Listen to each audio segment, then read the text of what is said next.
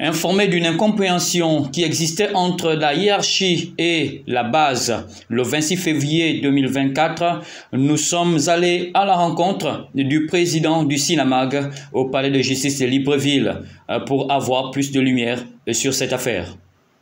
En effet, il était question d'une assemblée générale extraordinaire qui avait pour but de présenter aux syndiqués les textes d'application en vue de mettre en œuvre les mesures prises par le président du Conseil supérieur de la magistrature. C'est à l'issue de cette assemblée générale extraordinaire qu'un point de presse a été animé par les représentants syndicaux du SINAMAG. Nous avons eu une assemblée générale extraordinaire, oui, et le point lors du jour était axé sur la présentation aux syndiqués de ce qui était des textes d'application. Bon, on peut reconnaître que nous avons commencé notre grève depuis décembre. Hein.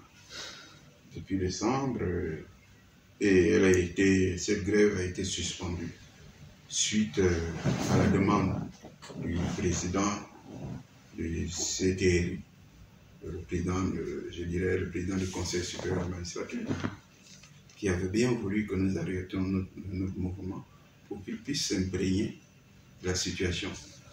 Effectivement, nous sommes venus pour demander en assemblée générale à cette époque, nous sommes venus pour dire aux collègues que le président du Conseil supérieur de la magistrature tenait à avoir un certain temps pour voir ce qu'ils peuvent trouver comme solution par rapport à nos revendications.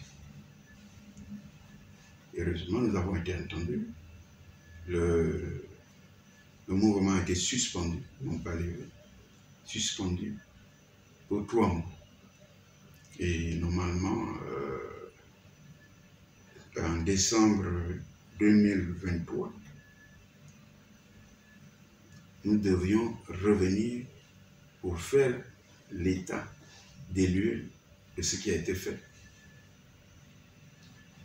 Il faut reconnaître que pendant cette période, le texte qui avait déjà été voté, le texte du statut du magistrat, mais il fallait, indépendamment du texte du statut des magistrats, il fallait avoir des textes d'application.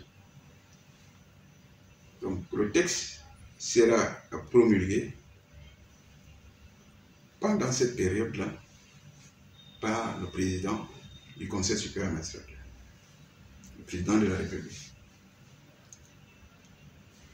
Mais cependant, ce texte ne peut pas avoir d'exécution que si on a, comme on a dit, le texte d'application. Par ailleurs, lors de cette assemblée générale extraordinaire, les débats étaient mitigés entre ceux qui souhaitaient entrer à nouveau en grève et ceux qui estimaient qu'il faudrait accorder encore un peu plus de temps au président de la transition afin qu'il traite leurs revendications, vu l'ampleur de dossier dont il a la charge. Nous avons donné les informations au niveau de l'avancement de textes d'application. Il y a, je crois, 3 textes. Or, en réalité, il y en a 12. Mais nous avons pris les textes les plus urgents pour les faire avancer. Tout en se disant, nous avons la possibilité de repartir en commission pour élaborer les autres textes au fur et à mesure que nous aurons le temps. Parce que, indépendamment du fait que nous sommes syndicats, nous n'en demeurons pas moins magistrats. Et il nous faut quand même régler les problèmes de nos dossiers. Nous sommes venus rencontrer les collègues. Nous leur avons dit, voilà la situation que nous avons. Ça a été un débat houleux, il faut le reconnaître. Certains étaient pour que nous allions en grève.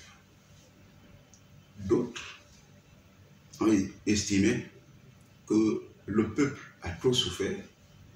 Il faut laisser le temps, non seulement pour la population, mais aussi donner le temps au président du Conseil supérieur de la magistrature, le président de la République, pour qu'il puisse s'imprégner réellement du projet que nous avions remis sur la table. Vous ne pouvez pas remettre un dossier au président de la République et croire qu'il va le signer sans l'examiner. sans le faire étudier.